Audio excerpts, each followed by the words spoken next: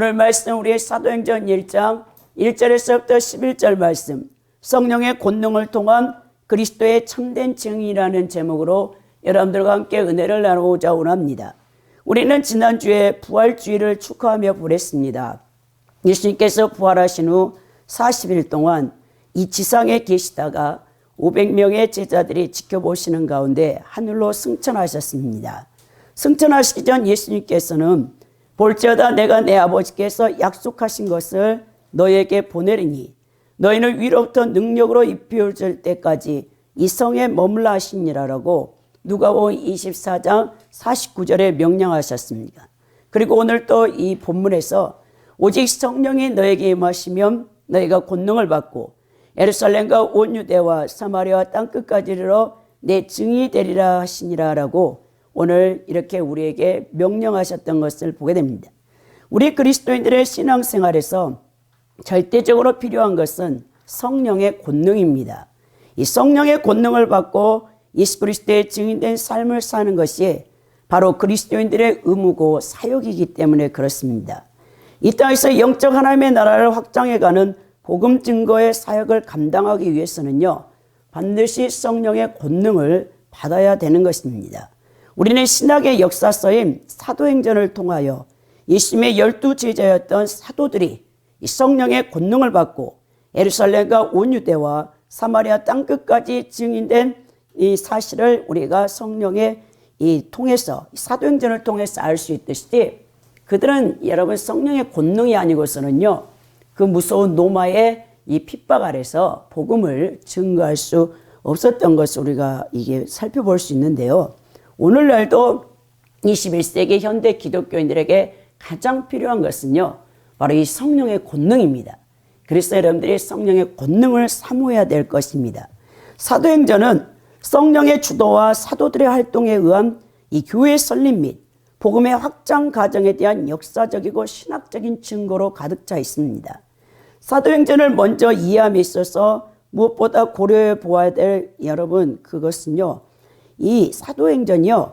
누가복음과 연결되어 있는 연속된 서신이라는 점입니다.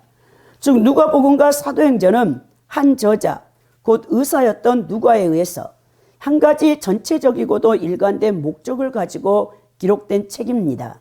누가는 이 누가복음과 사도행전의 두 권의 책을 통해서 여러분 제1저작물인 이 누가복음에서는 예수 그리스도의 지상 생애, 곧 그의 공생애와 십자가 순환과 부활 등 승천하시기까지의 전 행적과 사역을 제시했습니다.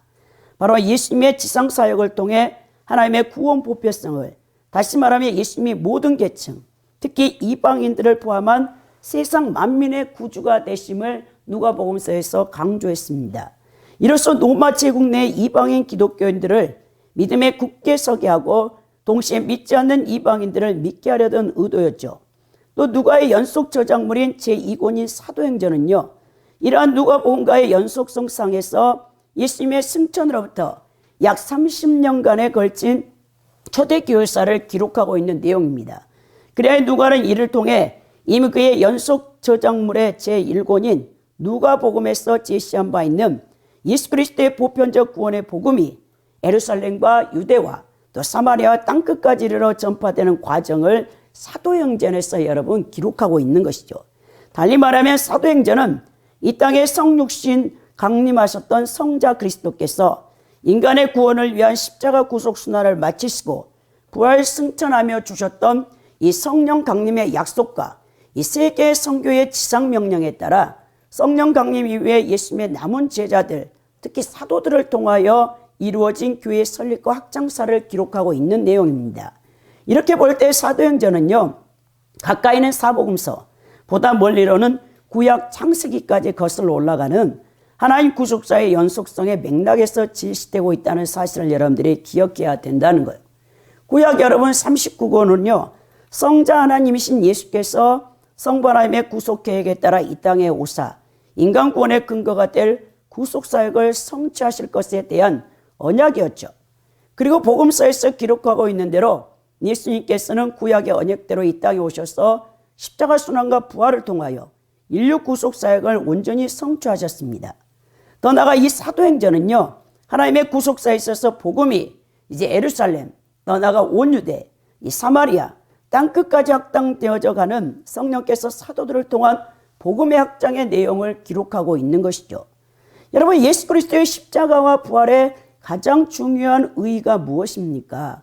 바로 구속 사역의 성취라는 것이죠. 근데 예수 그리스도에 의해서 성취된 그 구속 사역이 어떻게 인간에게 적용되는가요? 바로 제3위인 성령 하나님의 사역에 의해서 이것이 가능하다는 거예요.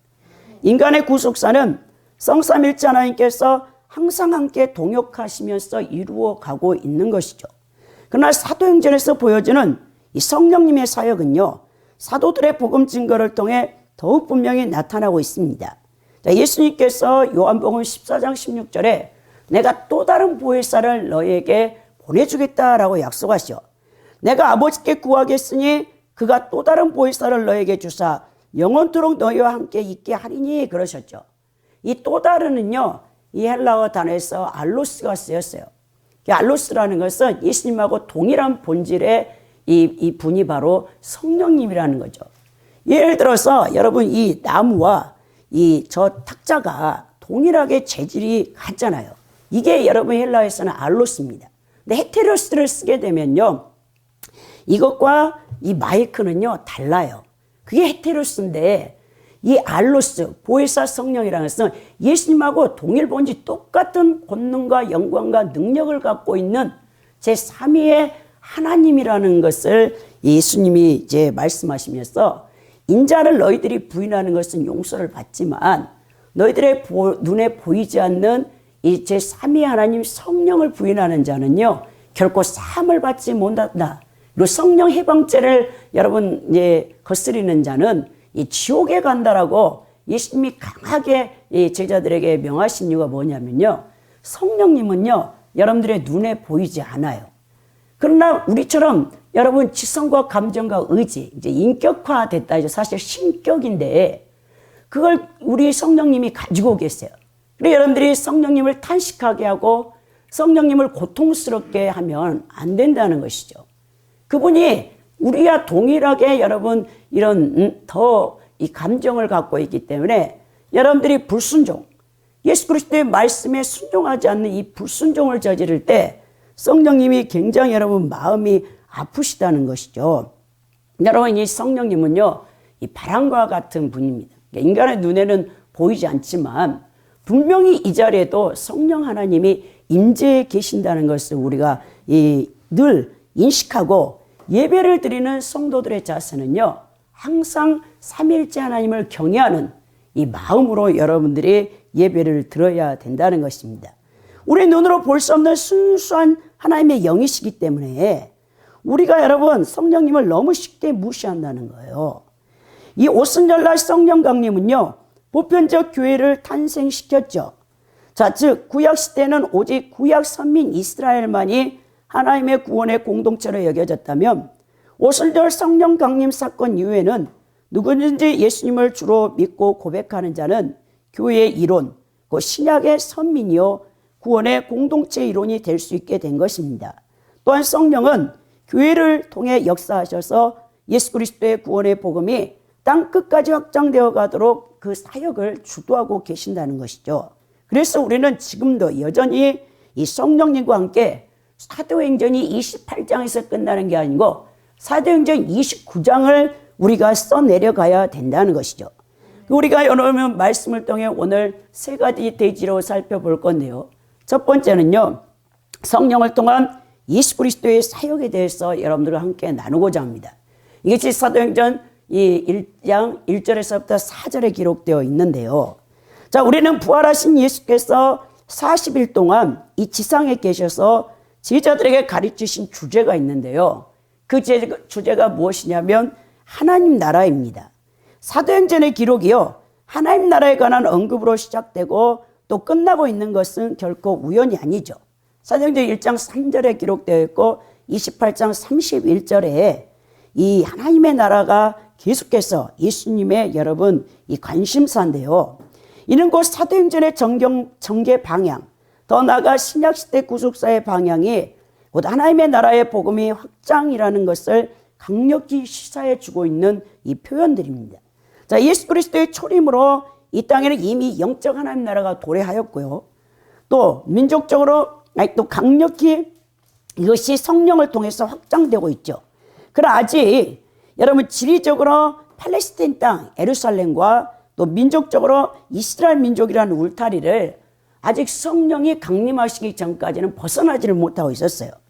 자, 예수님께서는 자신이 이 땅에 오신 목적이 이스라엘의 잃어버린 양을 구원하기 위함이라고 마태복음 15장 24절에 밝히고 있죠. 그러나 예수님께서 십자가 순환을 통해 인류 구속 사역을 성취하신 이후에는요, 상황이 달라졌습니다. 바로 하나님 나라의 복음은 팔레스틴 지경과 이스라엘 민족들의 한계를 뛰어넘어 지구상의 모든 민족과 모든 백성들에게 전파되어져야 했던 것이죠. 그리고 그 사역은 바로 성령의 권능을 받은 제자들이 수행해야 될 지상 과제였던 것입니다.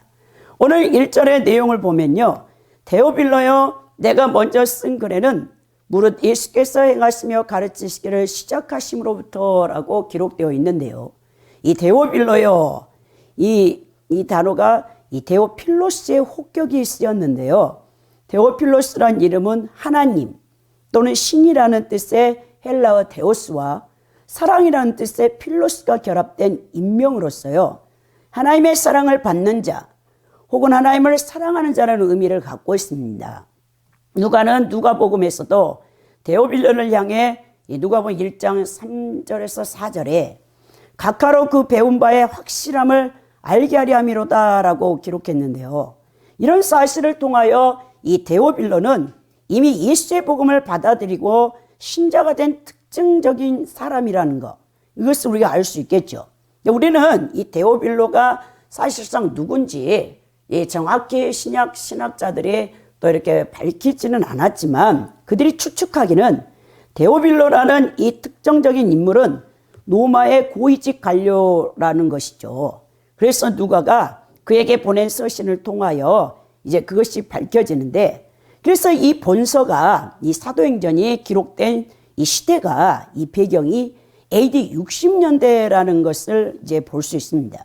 그 당시는요, 여러분 정치적으로 로마가 세계를 다스리고 문화적으로는 그리스도의 사상과 학문에 지대한 영향을 받고 있었을 때입니다. 이런 시대적 상황 속에서 예수님의 명령대로 땅끝까지 이르러 예수님의 증인이 되기 위해서는 무엇보다도 가장 강력한 국가인 여러분 로마로 하여금 기독교를 받아들이도록 하는 것이 가장 빠르고 현명한 방법이었겠죠. 따라서 누가는 이 본서를 이 사도행전을 실제 역사를 바탕으로 기록하였지만 단순히 연대적인 기록이 아니라요, 로마 세계에 보다 효과적인 복음 전도를 위해서 로마에 관한 사실을 이제 호의적으로 기술하고 있다고 볼 수 있겠습니다. 이 내가 먼저 쓴 글이라고 되었죠. 그래서 바로 누가복음을 지칭하고 있습니다. 자, 누가는 누가복음에서 예수님의 낮아지심으로부터 시작하여 예수님의 순환, 부활, 승천의 막을 내린 복음서를 다루었다면요, 이 사도행전은 예수님의 높아지심으로 시작하여 그의 선교 명령을 따라 복음이 전파되는 과정을 이제 다루고 있는 것이죠. 즉 어느 한 사람에 대한 전기를 기록한 책이 아니고요, 성령 사역을 통한 초대 교회의 실제 역사를 기록한 책이라고 볼 수 있습니다. 크게 살펴보면 사도행전은 1장에서부터 11장은 예수님의 이 정말 이 3년 6개월 동안 공생애 가운데 함께했던 사도들이 펼치고 있는 이 사역을 보죠. 그 중에서도 가장 이제 성령이 들어선 사람이 베드로거든요. 베드로 사도의 사역이 이제 사도행전 1장 1절에서부터 11장까지 기록되어 있다면 그 여러분 이제 9장에서 스데반 집사의 이제 죽음을 통해서 사도행전 7장부터 또 더 나아가서 이제 9장에서 이 사울이라는 청년이 이 바울이 회심을 하게 되죠. 그러면서 이제 성령께서 이 바울 사도에게 권능을 부으심으로 바울 사도를 통해서 이제 이방인의 선교, 제3차 세계 이 전도 여행을 통해서 가는 곳곳마다 교회가 세워지기 때문에 이 사도행전의 후반부는 여러분 12장 이후로부터는 전부 바울 사도의 여러분 그 사역이 기록되어 있는 것을 보게 되는 것이죠. 사도행전 28장에서도 바울 사도가 이제 로마에 의해서 이 가택 감금령을 당하고 있는 거죠. 왜냐하면 그가 이제 유대 민족들에 의해서 이제 그가 재판에 회부됨으로 그런 로마 시민권을 갖고 있기 때문에 이제 로마 황제에 의해서 그가 판결을 받아야 하기 때문에 로마까지 왔습니다. 그래서 이제 그 당시에 로마 제국이 전 세계를 여러분 이 다스리는 통치하는 패권 국가이기 때문에 결국 하나님께서 바울 사도를 통해서 항상 바울은 로마서를 통해서 로마에 가기를 원했잖아요. 이제 지금 로마에 가서 그곳에서 이제 가택연금을 당하고 있지만 계속해서 그가 복음을 증거함으로 사도행전의 역사는 이 성령님의 행전인데요. 계속되어져야 된다 한다고 이 긍정적인 표현으로 이 사도행전이 맞춰지고 있는 것을 보게 되는 것이죠. 오늘 행하시며 가르치기를 시작하신부터라고 했는데요. 예수님의 사역을 간단히 두 가지로 여기서 말합니다. 예수님께서는 수많은 병자들과 귀신 들린 자를 고치셨고요. 여러 가지 이적과 기사를 행하셨죠. 또한 구약의 가르침을 오해한 유대인들의 잘못된 교훈을 교정하시고 이 하늘나라의 교훈을 베푸셨습니다.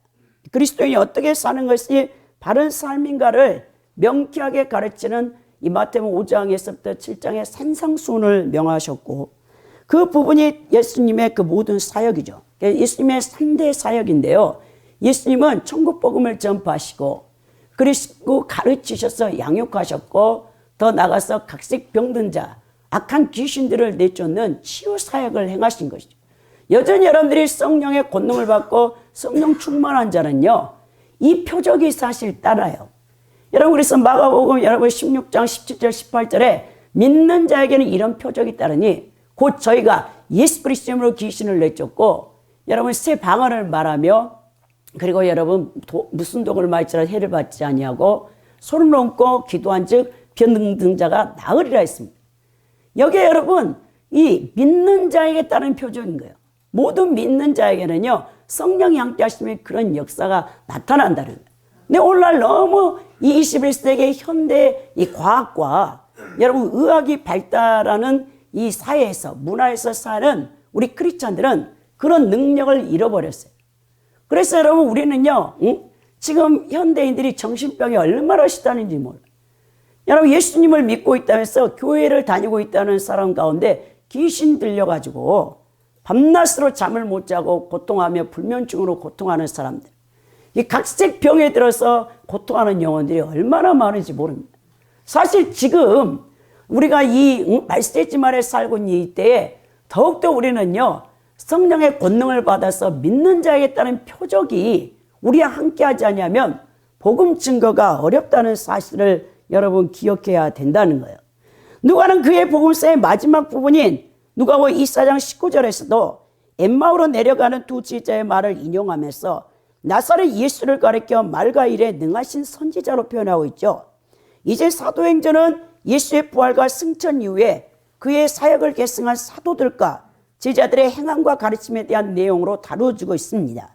자, 누가는 하나님의 나라가 완성되는 그날까지 끊임없이 하나님의 일을 행하고 복음 전도와 이 가르침의 사역을 행하는 것이 예수님 한 분으로 끝나는 것이 아니라 그가 보내신 성령을 덧입는 그의 제자들과 성도들을 통해서 앞으로 계속 되어져야 될 것임을 우리에게 여러분 나타내 보이고 있는 거죠.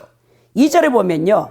그가 택하신 사도들에게 성령으로 명하시고 승천하신 날까지 이를 기록하였노라라고 이렇게 기록이 되었는데 사도들에게 성령으로 명하셨다라고 되어 있죠. 이 사도라는 여러분 헬라어 단어는요. 아포스톨로스입니다. 이 원형은 아포스톨로스인데요. 이 단어의 변형들이 사용된 이 신약 성경에 84회가 그 가운데 45% 이상이 누가복음과 사도행전에 이 사도라는 여러분 아포스톨로스가 여러분 기록되어 있습니다. 아포스톨로스는 파송자의 권위와 사명을 함께 받아 보냄받은 자라는 뜻을 갖고 있습니다. 또한 해중의 유형을 받은 대표로서 교회의 사자라는 의미를 갖기도 하죠. 예수님으로부터 사도로 부름받은 이들이 교회의 초석이 된다는 사실을 감안해 볼 때 특히 교회의 기원과 그의 확장 과정의 초기 역사에 관하여 기술하는 누가의 글에는 이 단어들이 많이 여러분 이 기록되어 있는 것이 자연스러운 현상이겠죠. 그러면서 여러분 명했다라고 하는데 명하다. 이 명하다라는 엔톨로마인데요. 위임하다는 뜻을 갖고 있습니다. 본문의 경우도요. 사실 명령하다라고 우리가 이제 번역했는데 그것보다는 사명을 부여하다라고 번역하는 것이 더 자연스럽습니다. 이 사명은 누가복음 24장 44절 49절에서 예수께서 제자들에게 지상에서 마지막으로 부탁하신 말씀과 관련이 되어 있죠. 너희들은 예루살렘을 떠나지 말고 하나 예수님이 약속하신 것을 받기까지 기다리라고 하잖아요. 그러면서 너희들이 그걸 받으면 이 모든 일에 너희들이 증인이 되리라라는 그 뜻을 갖고 있는데요. 그 위임의 핵심 내용은 예수께서 죽으시고 3일 만에 부활하신 사실에 근거하여 회개를 통한 제사함의 복음을 모든 족속에게 전하는 것입니다. 한글 개역 성경에서 여러분 성령으로 명하셨다라고 하는데요. 이 디아 퓨니마토스 하기우가 원어에 쓰였어요. 이걸 번역하면 예수께서 성령을 마치 하나의 도구나 수단처럼 사용하신 것처럼 오해가 되기 쉬운데요. 그러나 여기서 전치사 디아는요. 어떤 것을 중개로 하여 무엇을 통하여라고 번역하는 게 맞는데 저기는 예수께서 성령을 통해서 사도들에게 복음 전파의 사명을 위임했다라는 의미입니다. 이것은 곧 예수님과 성령이 인격적 관계를 통해 동역자로서 사역을 함께 감당한다는 사실을 우리에게 보여주고 있다는 거예요. 사도행전은 성령을 통하여 이루어진 예수님의 구속사역의 연장으로서 성령행전이라고 불리워진다는 것이죠. 누가는 성령과 관련한 이런 사실을 강조하기 위해서 3번이나 계속되는 이 성령에 대한 언급이 5절, 8절, 16절에 1장에서 벌써 이렇게 많은 기록이 있습니다.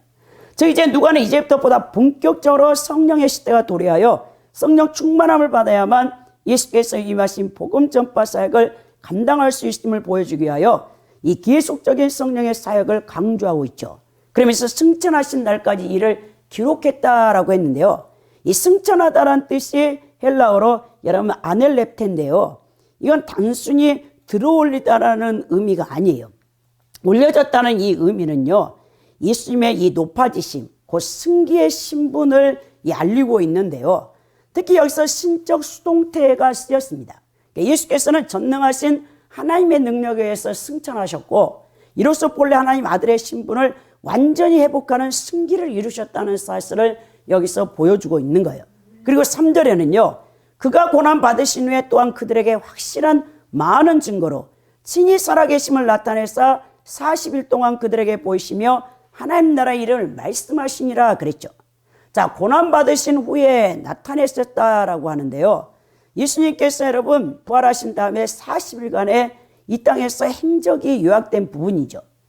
예수님은 정말 여러분 십자가에서 인류의 죄를 대속하기 위해서 여러분 속죄 제물이 되어 고통을 받았습니다.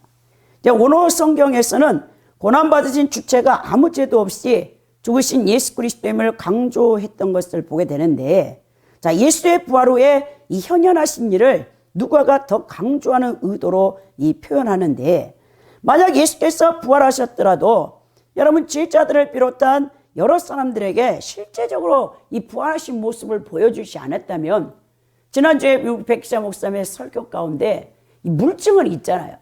그 수의 옷이 그대로 그 영체 부활체의 몸으로 이 빠져나와가지고 그 장례했던 그 모습이 그대로 남아 있었지만 실적으로 제자들은 예수님 부활하신 예수님을 자기 눈으로 이 보는 목격하는 그 순간까지도 의심을 갖고 있는 것이죠.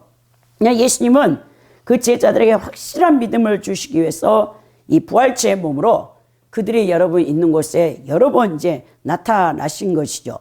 그래서 여러분 이 그리스도에 대한 신앙을 확고히 정립해 주신 것을 보게 되는데요. 예수께서 제자들에게 나타나셔서 그들에게 자신이 언약한 대로 부활했음을 보여주셨고 믿음 없는 제자들에게 확신을 주셨으며 또한 그들에게 복음 전파와 목양의 사명을 명하신 것을 보게 됩니다. 이 확실한 많은 증거라고 했는데요. 이 부활의 확실한 증거는 이 예수님의 제자들이 이 우둔하고 영적으로 어두웠고 또 비겁해서 예수님이 십자가에 돌아가실 때 다 도망쳐 버렸지만 이 부활하신 예수님의 이 확실한 이 모습을 목격한 제자들은, 그리고 더 나아가 성령의 이 권능을 받은 제자들은 정말 여러분 복음을 증거하는데 목숨을 다 내놓았습니다. 이 사도 요한을 빼고는요, 예수님의 12 제자들이 다 순교를 당한 것을 보게 되는데요. 그만큼 여러분 부활이 얼마나 강력한가를 우리에게 시사하고 있는 것이죠. 이 사람이 죽으면 끝나는 게 아니고 너희들에게 예수님과 같이 부활체의 몸이 입혀진다고 여러분 생각해 보십시오. 두려움이 없어지는 것이죠. 자, 이 사도행전 2장에서 급하고 바람 같은 여러분 각 사람의 머리에 불의 혀와 같이 갈라져서 이 120명의 여러분 지혜자들에게 성령의 이 권능이 임해버리잖아요. 오순절날 성령의 강림을 통해서 이들은 완전히 새롭게 변화돼 버린대요. 예수께서 부활하시고 승천하시기까지 그들에게 40일 동안 많은 증거, 역시 그들로 하여금 예수님이 진정한 하나님의 아들로서 사망 권세로부터 구원할 자임을 여러분 믿게 했던 결정적인 증거가 이 부활하신 예수님의 모습입니다. 그래서 그들이 정말 생명을 다 내놓았는데요. 이 확실한 증거라는 이것이 히브리어 단어 테크메리오스가 쓰였는데 확실한 표적에 의해 보여주고 입증하다는 뜻이라는 거예요. 그러니까 의심할 바가 없이 명쾌하고 확실한 표징이나 징표라는 거예요. 이 사망의 권세를 이기고 부활하신 몸으로 나타나셔서 제자들이 보는 눈앞에서 자신이 십자가에서 처형당할 때 이 두 손과 두 발의 대못이 바뀌었잖아요. 그리고 옆구리에 창이 찔렸잖아요. 의심 많은 도마에게 도마야, 내 손에 나 있는 못자국, 그리고 내 옆구리에 나 있는 창자국을 이제 만져보고 찔러보고 믿음이 없는 자가 되지 말고 믿음이 있는 자가 되라 말씀하시면서 너는 보고 믿지만 보지 않고 믿는 자가 더 복되도다라고 예수님 말씀하시죠. 여러분들이 지금도 계속해서 하나님 보여주세요. 정말 하나님이 살아계십니까? 계속 의심해요.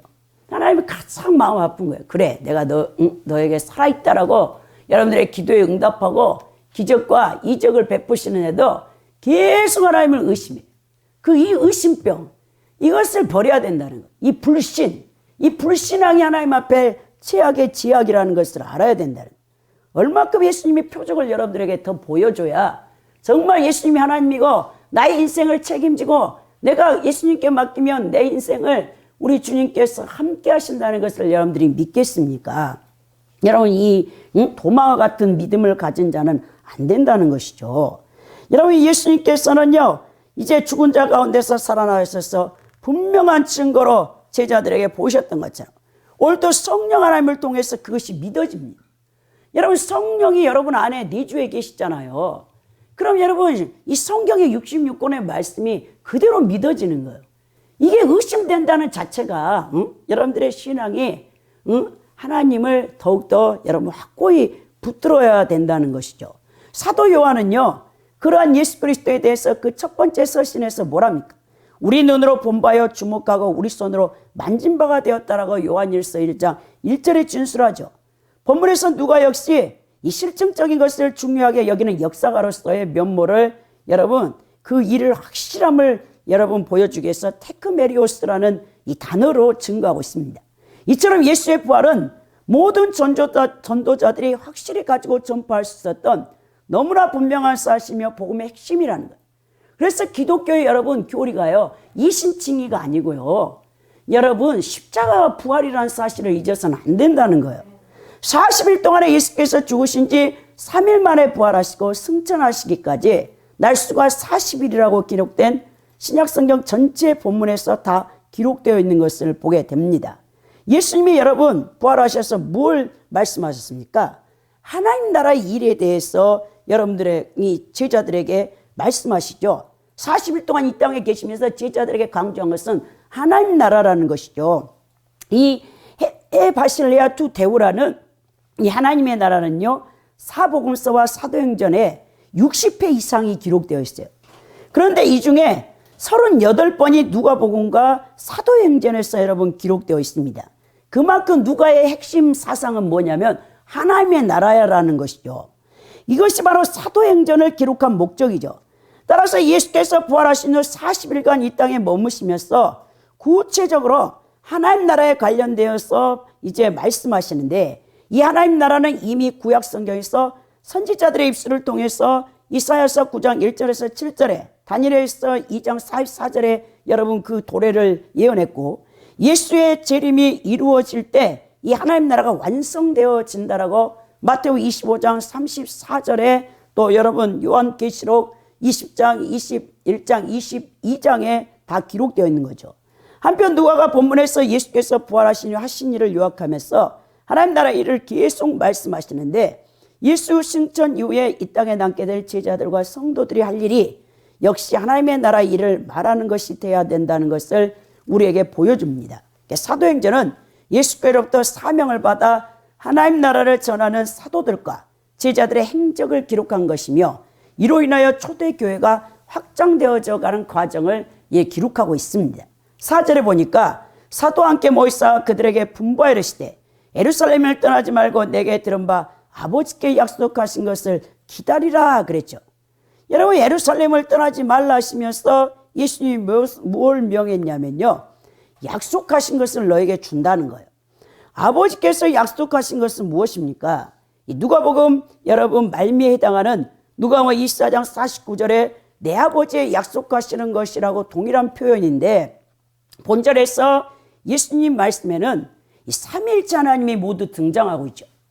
여러분, 내 아버지의 약속한 것, 나의 나라는 것은 성자 예수 그리스도 제2의 여러분 하나님을 말하고 있고, 아버지는 여러분 성부 하나님을 지칭하죠. 그리고 약속한 것은 무엇입니까? 제3위 하나님 성령을 가리키고 있다는 거예요.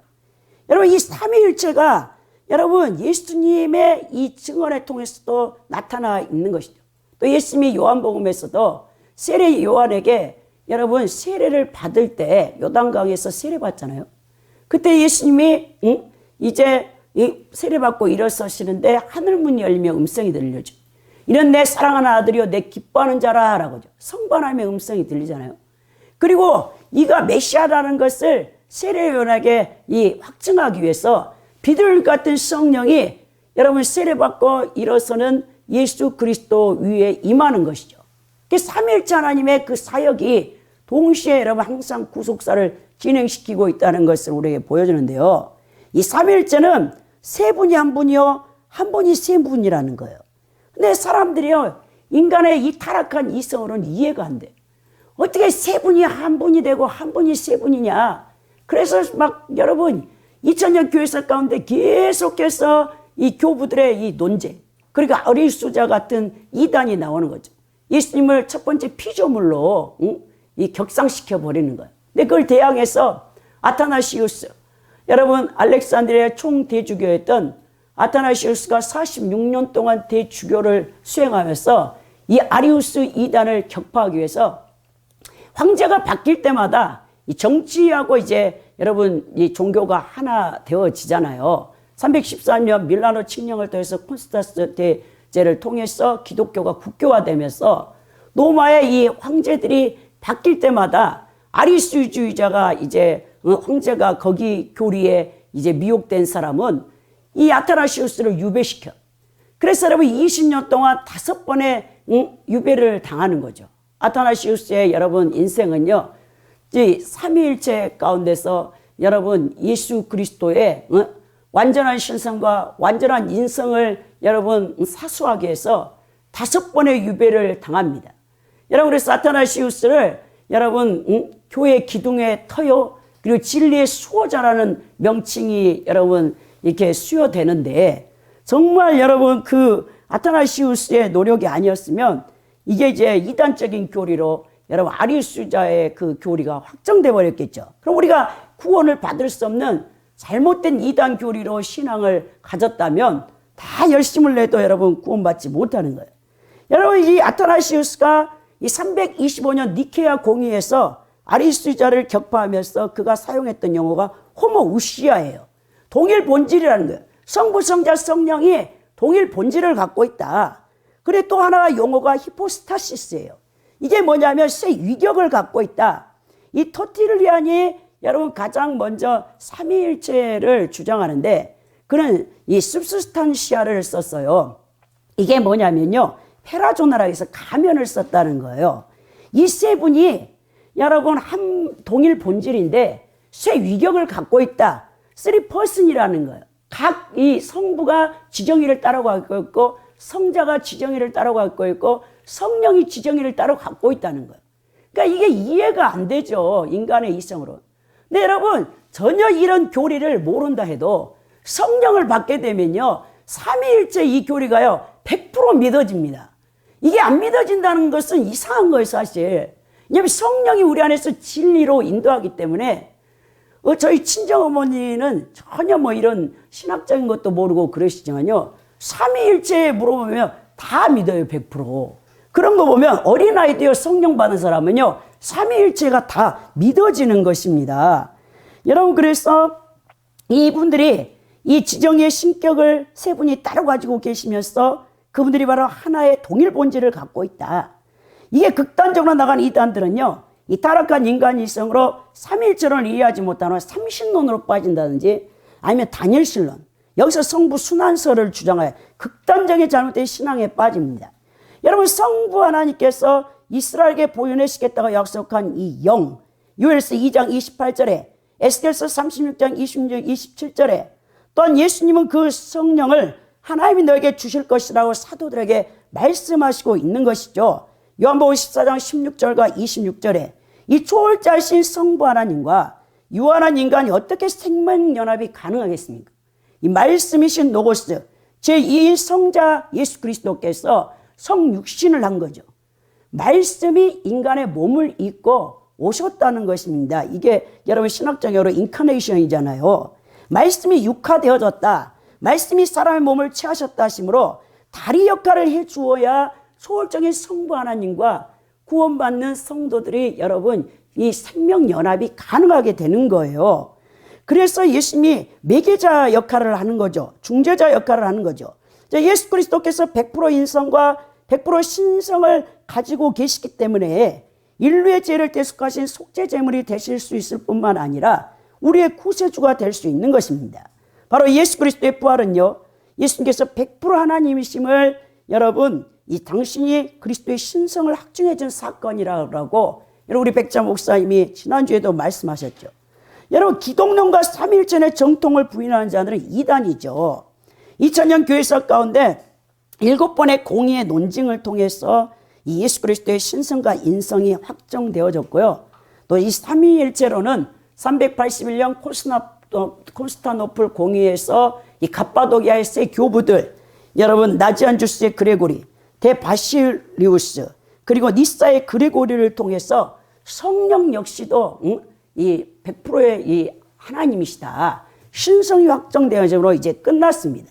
이 교리사가 이제 거기 공의에서 맞춰졌는데 그 다음부터는 그 삼위일체론에 대해서 어떠한 이단도 여러분 주장하지 못하도록 그 공의의 이미 끝난 거예요. 정통 신학을 여러분들이 그리고 성경을 통해서 정말 여러분들이 구원받고 하나님을 이제 믿고 있는 자라면 이 여러분 이 기독론과 삼위일체론을 부인해서는 절대 안 된다는 거예요. 예수님께서는 그 성령을 하나님이 너희에게 주실 것이라고 사도에게 말하면서 자 예수님 자신이 승천한 이후에 이 땅에 남겨질 그의 제자들이 스승없이 복음 전파하는 일을 감당하지 못할 것을 다 아시고 계셨겠죠. 성령으로 제자들과 함께 해 주실 것을 하나님 아버지께 기도하고 있는 것을 보게 되는 것입니다.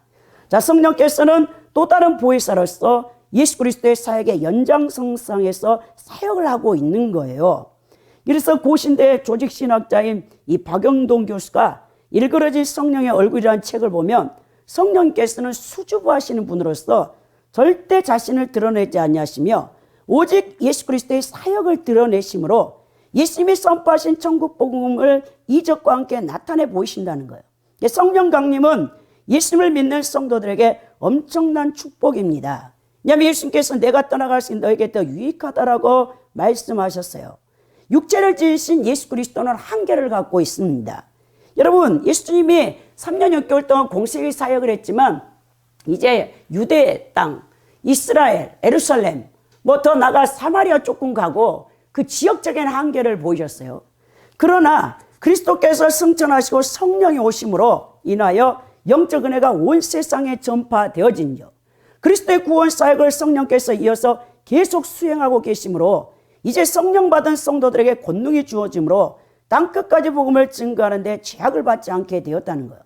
이제 성도들을 성령께서 위로하시며 진리 가운데로 인도하시는 성령으로 인하여 성도들은 더 큰 영적 체험을 하고 복음을 널리 전파하게 되어졌습니다. 우리가 두 번째로 살펴봐야 될 것은요, 이 성령 세례를 받은 이 성도가 참 그리스도인이라는 것을 여러분 5절에서부터 7절에 여러분 누가가 이제 기록하고 있는데요. 5절에 보면 요한은 물로 세례를 베풀었으나 너희는 몇 날이 못되어 성령으로 세례를 받으리라 했죠.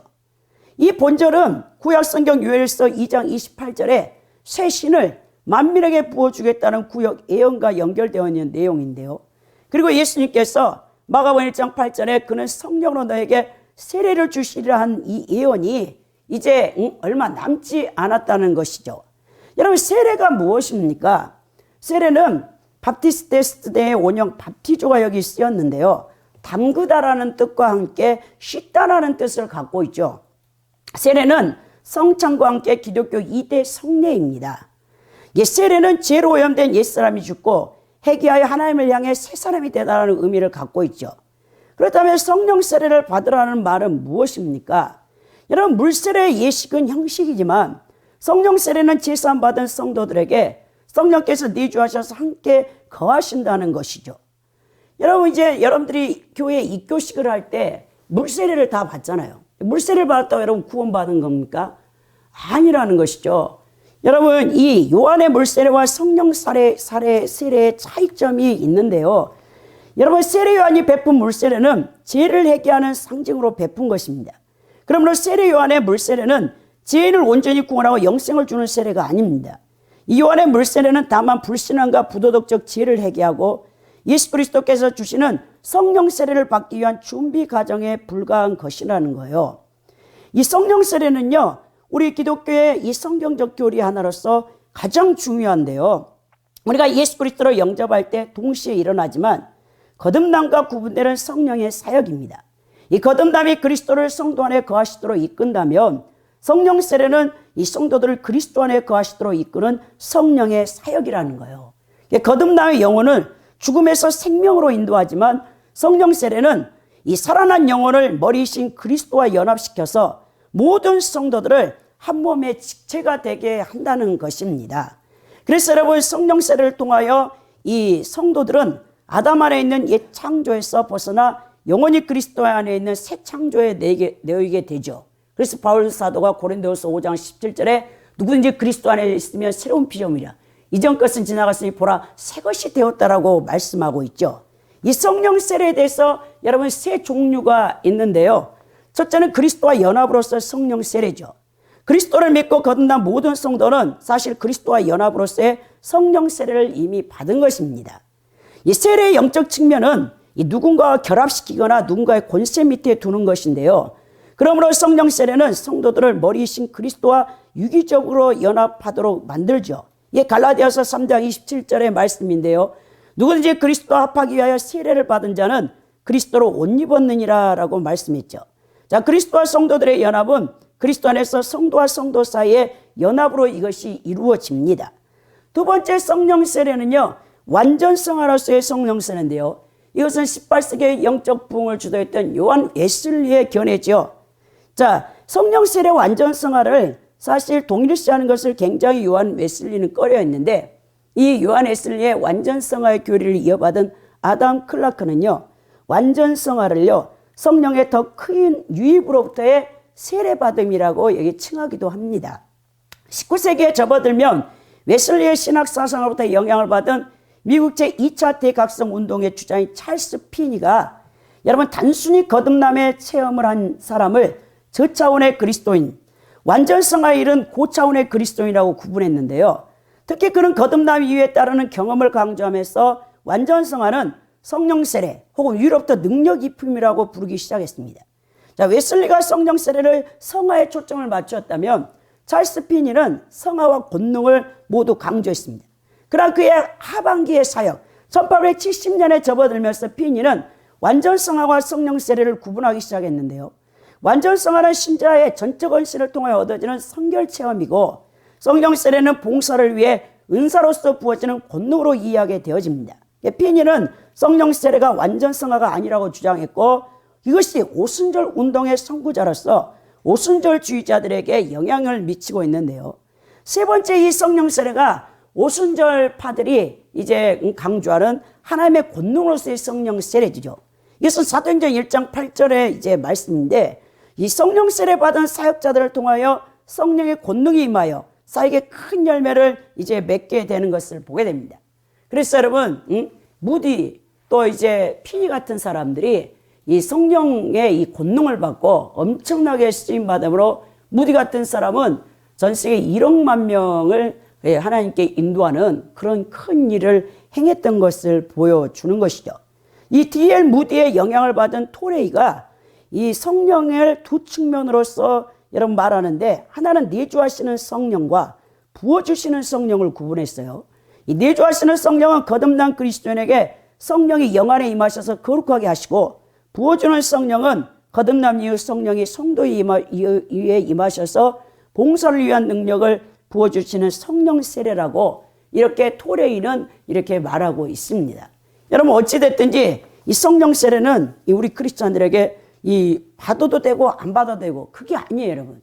반드시 여러분 성령의 이 거듭남을 체험하고 성령 세례를 통해서 여러분들이 이제 하나님의 일을 감당해내는 자들이 돼야 된다는 거예요. 오늘 보면요, 이제 제자들은요, 예수님이 계속 이제 성령에 관해서 말하는데 그건 관심이 없어요. 7절에 보면 뭐합니까? 이르시되 때와 시기는 아버지께 자기의 고난에 두셨다라고 하는데, 언제 그러면 이스라엘이 회복됩니까? 그것만 묻지요. 여전히 그 정치적인 메시아, 우리도 똑같은 거죠. 그러니까 예수님께서 답답한 거죠. 자, 성령이 임하면 너희들에게 권능이 부어지고 하나님 나라가 확장되어져야 되는데, 그들은 여전히 이 종말론적인 메시아의 나라가 와서 로마 속국으로부터 자유함을 얻고 정말 자기들이 통치할 수 있는 나라가 언제입니까? 라고 말할 때 예수님이 뭐라 하냐면, 때와 시기는 아버지께 고난에 두었으니 너는 알 바가 아니다 라고 말하죠. 그러면서 뭐라 합니까? 너희들이 지금 해야 할 일은 성령을 받고 영적 하나님 나라를 확장해 가는 것이지, 이 종말론적인 거기에 빠져가지고 언제 이 이스라엘 나라가 회복될까, 그거에 관심을 갖고 있으면 안 된다는 거죠. 세 번째로 보면 성령의 권능으로만 우리가 가능한 복음 증거를 볼 수 있습니다. 이 8절에서부터 11절에 기록되어 있는데요. 오직 성령이 내게 임하시면 너희가 권능을 받고 예루살렘과 온 유대와 사마리아 땅끝까지 이르는데 증이 되리라 하시죠. 이 누가는 오직이라는 헬라 알라의 단어를 부정문 다음에 사용하여 긍정적 의미로 강조하고 있는데요. 너희들의 관심은 종말이 아니라 오직 성령의 권능을 받아 예수 그리스도의 복음의 증인된 삶을 살라고 하시는 것이죠. 이 권능에 해당하는 이 디나미스는요, 성령의 힘이나 예수의 능력과 관련되어 사용한 단어인데, 예수 그리스도의 공생의 사역이 역시요 성령의 권능을 받고 그 일들을 행하셨던 것을 보게 됩니다. 그래서 예수님이 성령의 권능을 힘입으니까 각색 병든 자를 고치고 귀신을 내쫓죠. 이게 누가복음 10장 19절과 누가복음 24장 49절에 그 사도행전 10장 38절에 성령의 기름을 부으시니까 예수 그리스도께서 각색 병든 자와 귀신 들린 자를 자유케 했다라고 기록되어 있습니다. 이 사도들에게 성령의 권능이 임하면 담대히 복음을 전하고 병자를 치유하며 영적 전쟁에 승리함으로 복음을 증거케 되어진다는 거예요. 근데 사도들에게만 그랬습니까? 빌립 집사 같은 경우는요, 사도행전 여러분 8장에 보면요, 빌립 집사가 여러분 에티오피아의 네시, 여러분 그 네시에게 이제 세례를 주고 거기 사마리아 성에 귀신 들린 사람들, 그 사마리아 성에 잡고 있던 귀신들이 벌벌 떠올 정도로, 초대교회 일곱 집사들도 대단한 능력이에요. 사도 못지않게 귀신 쫓고 병든 자를 쫓고 병든 자를 고치고 복음을 전파하는 것을 보게 되는 거죠. 그러니까 믿는 자에 따른 표적이 그들, 예수 믿는 자들에게 함께 있다는 것이죠. 예수님의 복음을 전파하기 위해서 선결적 교육이 뭐냐면 성령의 여러분 임하심을 경험해야 된다는 것. 예수님의 지상태의 유임 명령이 마태복음 28장 19절에서 20절에 명하고 계시죠. 여러분, 예수님이 그러잖아요. 너희들이 가서 모든 족속에게 가서 제자를 삼고 아버지 아들과 성령의 이름으로 세례를 주고 내가 분바 모든 것을 가르쳐 지키게 할지어다. 볼지어다 세상 끝날까지 내가 너희와 항상 함께하리라 말씀하시죠. 성령과 여러분 그 사역을 감당해내는 것이죠. 여러분 그래서 우리에게 이 지상명령이 위임되어 있는 것입니다. 특별히 여러분 선교사로 가 계시는 분들은 이 성령을 권능을 받지 못하면 견디질 못해요. 우리 양재일 선교사님 간증 들었잖아요. 여러분 인도가 3억 3천의 힌두교의 신을 섬겨요. 근데 여러분 영권 약한 사람은요 큰일 납니다. 일본도요 여러분 이 800만 개의 우상을 섬기잖아요. 영권 약한 사람들이요 일본에 가면 견디지를 못해요. 밤마다 여러분 악한 영이 공격을 하는데, 그래서 우리 양재일 선교사님이 인도 땅에 귀신이 좀 쫓겨나가도록 우리에게 중보기도를 요청했잖아요. 그게 정말 우리가 웃을 일이 아니라니까요. 우리 대한민국은 선교사들을 통해서 150년 전에 복음이 들어와가지고 엄청난 여러분 6.25 전쟁 이후에 이 부흥이 됐잖아요. 60, 70년, 80년대까지. 그래가지고 여러분 평안한 거예요. 여러분들이 기도 안 해도 몇 날 며칠 뭐 사탄의 공격을 받습니까? 아무 느낌 없이 살아가잖아요. 근데 여러분 민감한 사람들은 다 느껴요. 영적으로 여러분 막 공격하는 것이.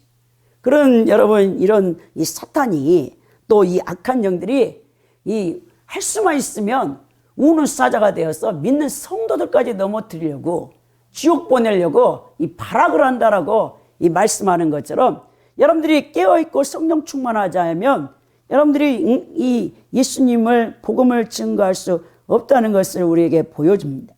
이 복음 전파의 기본 순서는요 가장 가까운 곳에서부터 점점 멀리 확산되죠. 먼저 여러분 예수님이 뭐라 했습니까? 사도행전 1장 8절에 성령이 임하시니까 너희가 권능을 받으면 예루살렘부터 이제 복음이 전파된다죠. 예루살렘은 자신의 가족 범이겠죠. 더 나아가 일가 친척들. 그리고 이제 더 나아가 온 유대라니까 여러분 이제 이웃들, 직장 동료. 더 나아가서 여러분 사마리아라고 하니까 나라와 민족이겠죠. 예를 들어서. 다음에 여러분 땅끝까지 이런다 그러면 전 세계 열방이죠. 열방까지 이렇게 복음이 나가야 된다는 거예요. 이 제자들의 복음 전도에 쌓이기 있어서 가장 먼저 복음이 전파되는 것은 제자들이 이 성령 강림을 통해서 이 놀라운 권능을 받은 다음에 예루살렘 지역에서 이 복음을 전하죠. 모교회가 예루살렘 교회 아닙니까? 그리고 그때 교회에 대한 박해가 일어나니까 그리스도인들이 유대 온 지역으로 퍼져나가며 복음이 확산되어집니다. 더 나아가 바울 사도를 통해 이방인들에게 복음이 전파되어지죠. 자, 예수님의 명령은 종교적, 민족 또 지리적 장벽을 뛰어넘어서 화해와 용서의 선언이요 복음으로 세상을 정복하라는 지상 대위임 명령입니다. 우리가 복음을 전파하지 않고 있다는 것은 주님 말씀에 여러분 순종하지 않고 있다는 것이죠.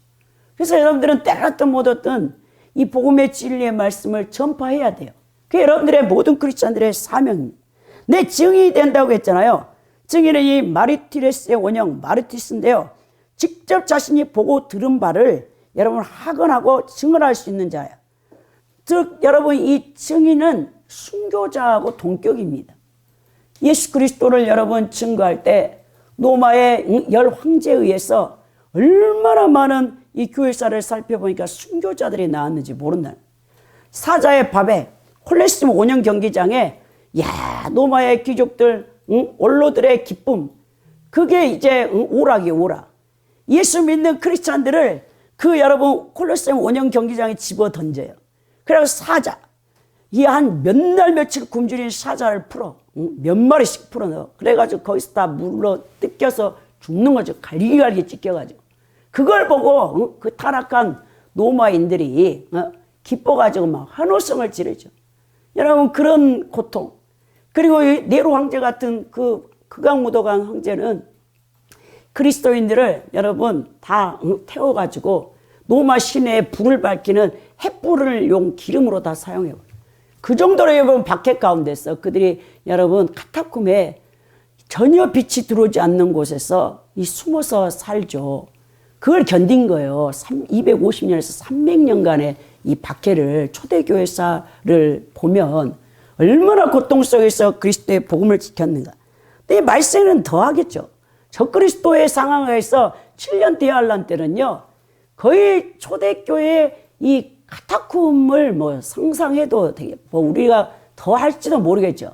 이렇게 큰 환란은 전무후무하다라고 예수님이 말씀하니까 7년 동안 완전히 악을 들었어서 이 아직도 세속화되어지고 육적인 크리스찬들을 정화시키는데 그 악의 도구가 필요하다는 거죠. 우리 예수님이 어떤 분입니까? 그래서 요한 사도를 통해서 진실로 승리하는 자는 순교자라고 하죠. 순교자가 이겼어요. 여러분 다 순교해야 됩니다. 뭐 무서워가지고 예수님 부인하면 지옥 가는 것이죠. 그러면서 그들에게 뭐랍니까? 자, 예수님이 이제 그 명령을 하시고 진짜 500명의 제자 앞에서 올라가시는 거예요. 그러니까 멍 해갖고 거길 다 쳐다봐. 9절에 뭐합니까? 이 말씀을 마치시고 그들이 보는데 올려져 가시니 구름이 그를 가려 보지 않게 하더라. 그러죠. 이 9절에서부터 11절까지는 예수의 승천 장면을 기록한 내용인데요. 이로써 예수께서 성육신하신 후 하나님께서 자신에게 명하신 모든 구속사역을 완전히 마치신 후 다시 하늘 보좌로 돌아가신 것이죠. 그리고 예수님께서 심판주로 이 땅에 재림하실 때까지 너희들을 위해서 중보할 거니까 너희들이 이제 나의 증인이 되어져서 복음을 땅까지 증가하라. 그 명령을 하시고 가시죠. 10절에 보니까 올라가실 때 제자들이 자세히 하늘을 쳐다보는데 흰옷 입은 두 사람이 그들 곁에 있어서 뭐합니까? 너희들 뭐하냐? 그 위에만 쳐다보고 있으면 뭐해? 그래서 가서 이제 일을 해라. 이제 일하기 전에 예수님이 명하신 것처럼 이제 모여서 전심으로 성령님이 강림하시기를 기도해라. 그런 거. 이 본문에서 이 제자들이 하늘로 올려지는 구름 사이로 들어가는 예수님이 사라질 때까지 눈을 떼지 못하고 생생하게 거기를 쳐다보고 응시하고 있는 거죠. 그때 흰옷 입은 두 사람 천사들이죠. 이 천사들이 뭐합니까? 누가복음에서도 그렇고 사도행전에서 그렇고요. 천사가 여러분 굉장히 많이 등장하죠. 예수님의 이 탄생 이 소식이 천사들의 고지로 이게 시작되잖아요. 누가복음 1장 26절 33절에 보면 가브리엘 천사, 이 메신저를 전하는 천사가 천사장이죠. 와서 마리아에게 네가 처녀의 몸으로 아들을 잉태할 것을 예언해 주죠. 그리고 누가복음 2장 13절에 목자들에게 아기 예수 탄생을 여러분 가르쳐 주는 거죠. 또 누가복음 24장 4절에도 예수님의 부활 소식을 여인들에게 천사가 알려줍니다. 근데 이 누가복음에도 천사가 많이 나오지만 사도행전에도 사도들이 여러분 사역을 하는데 박해받을 때 베드로가 사로잡혀가지고 이제 죽음을 눈앞에 두는데 얼마나 성령 충만한지 내일 목이 잘려서 죽어야 되는데 감옥에서 꿀꿀 자죠. 그러니까 천사가 막 옆구리를 쳐서 야 일어나라 그러니까 베드로가 깜짝 놀라서 부시시 보니까 자 감옥에 서서 나가자. 그랬더니 그냥 감옥 문이 자자자자 열려. 그래가지고 지금 베드로가 하나님 베드로를 살려달라고 몰래 숨어가지고 다 기도하고 있는데 이 문을 막 두드리니까 거기 하녀의 노대라는 계집종이 나와서 딱 보니까 베드로 깜짝 놀라갖고 소리 질러가지고 베드로 사도 왔습니다. 그러니까 그렇게 모여서 다른 사도들이 베드로가 구원받기를 원하고 하나님 살려주시라고 기도해놓고도 네가 헛것을 봤다 그러잖아요. 헛것이 아닌데. 그래서 여러분 그 살아난 역사. 또 바울이 여러분 그 이제 로마로 가는 배를 탔을 때 완전히 유라굴라 광풍을 만나가지고 다 파손되죠. 큰일 났다. 다 죽게 됐는데 천사가 나타나서 죽지 않을 것이고 너의 사명이 로마까지 가서 복음을 전할 것이라고 천사들이 많이 등장하죠. 근데 더 놀라운 건 요한계시록에는 아예 천사들이 심판하는 천사로 다 나오는 거죠. 여러분들이 우리가 이게 타락한 눈을 이 육을 가져가지고 영체만 갖고 있는 천사가 안 보이지만 여러분들이 죽을 때 되면 여러분들을 천국에 데려가려고 옆에서 천사가 어서 오세요 하고 인사하고 있겠죠. 천사를 이제 보게 되는 거죠. 우리가 죽으면 천사처럼 영체를 가진 존재가 되겠죠. 그래서 천국으로 갈 거 아닙니까?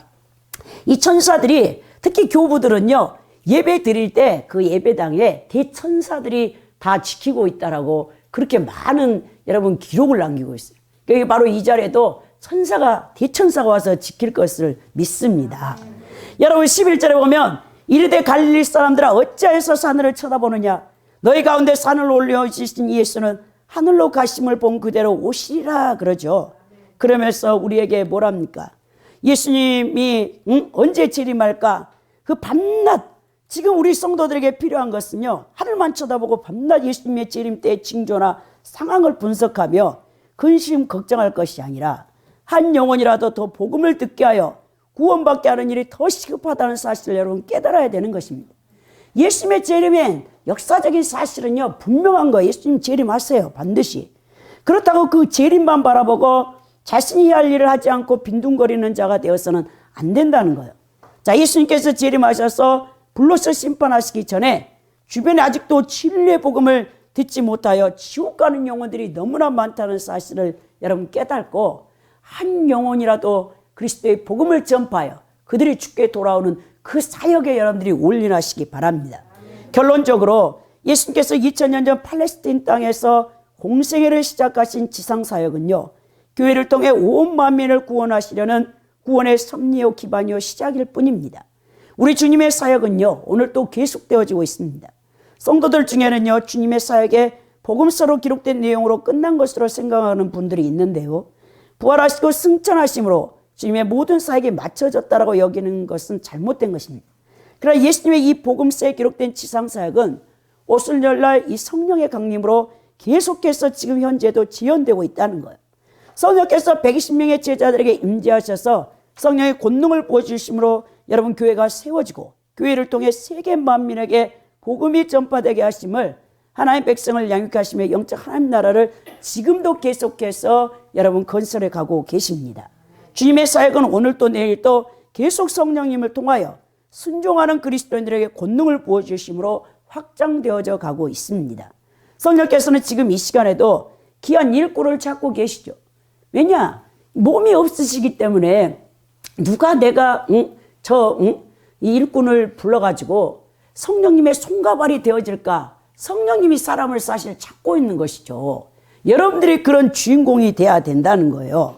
사랑하는 성도 여러분, 모두가 성령님의 손가발이 되어 복음 전파에 힘쓰는 존귀한 일꾼들이 되기를 예수 그리스도의 이름으로 축원드립니다.